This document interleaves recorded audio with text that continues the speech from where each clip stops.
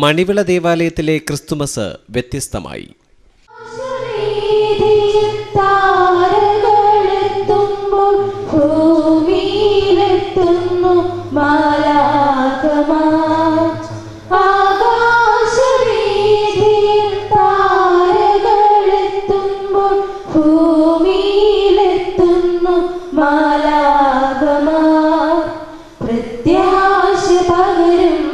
പിതൃഭാവമുണരും ശാന്ത സുന്ദര രാത്രി പുൽക്കൂട്ടിലീശൻ പുളകങ്ങൾ ചൂടി പുഞ്ചിരി തൂകുന്ന രാത്രി.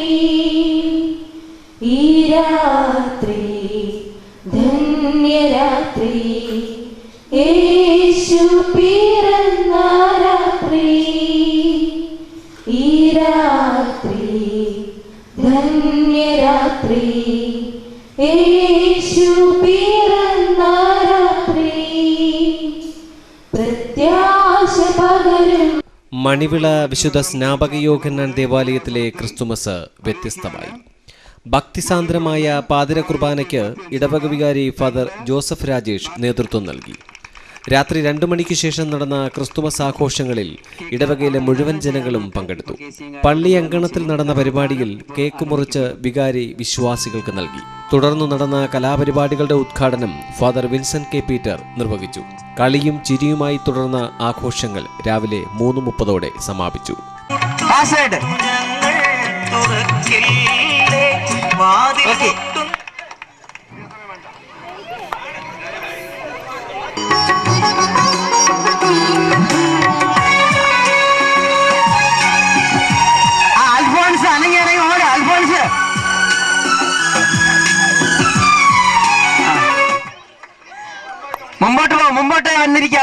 മുമ്പോട്ട് വരിക.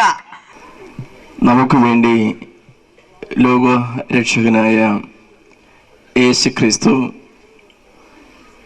മനുഷ്യാവതാരം ചെയ്ത സുദിനത്തെ നാം ഓർക്കുകയും ആ യാഥാർത്ഥ്യം നമ്മുടെ ജീവിതത്തിലേക്ക് കൊണ്ടുവരുന്നതിലേക്ക് വേണ്ടി നാം പരിശ്രമിക്കുകയും ചെയ്തിരിക്കുകയാണ്. ദൈവത്തിൻ്റെ പുത്രനായി ഈ ലോകത്തിലേക്ക് അവതരിച്ച യേശു ക്രിസ്തു ജാതി മതഭേദമന്യേ എല്ലാ മനുഷ്യരെയും ദൈവിക സത്യത്തിലേക്ക് ആനയിക്കുവാൻ വേണ്ടി ശ്രമിക്കുകയാണ്. ഇന്ന് ലോകത്ത് യഥാർത്ഥ സത്യം കണ്ടെത്തുവാൻ മനുഷ്യൻ പരിശ്രമിക്കുന്നില്ല എന്നുള്ളതാണ്. സത്യത്തെ അവഗണിച്ചുകൊണ്ട് ഈ ലോക യാഥാർത്ഥ്യങ്ങളിൽ മാത്രം മനുഷ്യ മനസ്സുകളെ കെട്ടിയിടുവാനും അതിലൂടെ സാമ്പത്തിക നേട്ടങ്ങളും അധികാരവും ഒക്കെ പിടിച്ചു പറ്റുന്നതിലേക്ക് വേണ്ടി ശ്രമിക്കുന്ന ഒരു കാലഘട്ടം.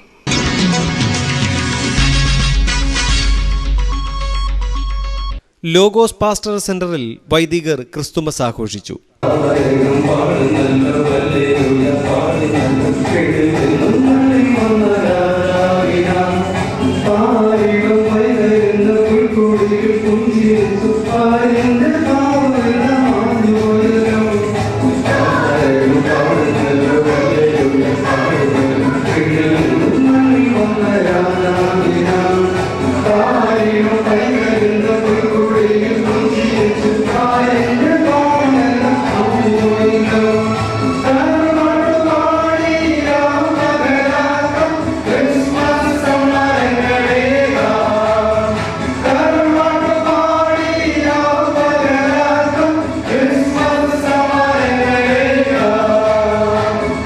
നെയ്യാറ്റിങ്കര രൂപതയിലെ വൈദികരുടെ ക്രിസ്തുമസ് ആഘോഷം ലോഗോസ് പാസ്റ്ററൽ സെന്ററിൽ നടന്നു.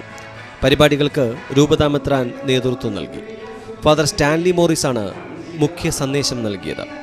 ക്രിസ്തുമസിന്റെ സമാധാനവും നന്മയും ജനങ്ങളിലേക്ക് എത്തിക്കാൻ വിളിക്കപ്പെട്ടവരാണ് വൈദികരെന്ന് അഭിയന്യ വിൻസെന്റ് സാമുവൽ പിതാവ് പറഞ്ഞു. തിരുപ്പിറവിയെ അനുസ്മരിപ്പിക്കുന്ന മനോഹരങ്ങളായ ഗാനങ്ങളാൽ വൈദികരും സിസ്റ്റേഴ്സും ക്രിസ്തുമസ് ആഘോഷങ്ങൾക്ക് ആവേശം നൽകി. Monsignor G Christudas, father Selvaraj, father Vincent K Peter തുടങ്ങിയവർ ആഘോഷങ്ങൾക്ക് നേതൃത്വം നൽകി.